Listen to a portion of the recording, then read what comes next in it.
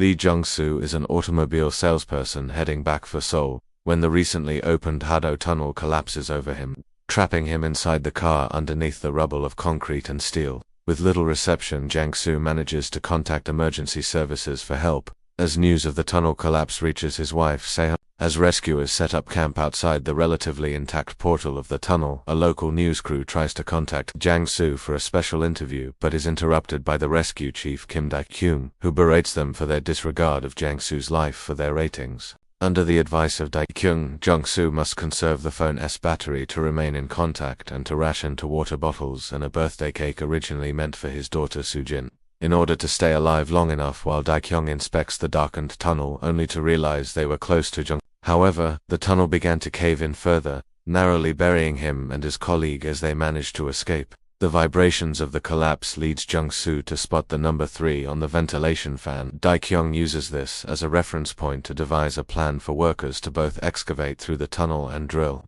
above Jung-soo to rescue him. 3 days later, Jung-soo is alerted by the presence of a pet dog, whose owner is another trapped survivor named Mina, who was impaled by a steel rebar. Jang-soo tells her that a rescue operation is underway. However, Mina later succumbs to her injuries, and Dae-kyung is forced to restart the excavation operation after the tunnel schematics he used for the rescue operation was not correctly mapped, leaving Jung-soo demoralized. His phone battery eventually runs out, losing his only form of communication. Public opinion over the rescue operation of Jung-soo, whose chances of survival is now in doubt, began to sour, culminating in an accident that costed the life of an excavation worker. His elderly mother blames Se-hyun for her son's death. Se-hyun is left with no choice but to sign the agreement to stop the rescue operation and resume construction of the second Hado Tunnel, which had been postponed since the tunnel's collapse, and that will almost certainly kill Jang-soo. As she signs the contract, she makes a tearful message on a radio to Jang-soo.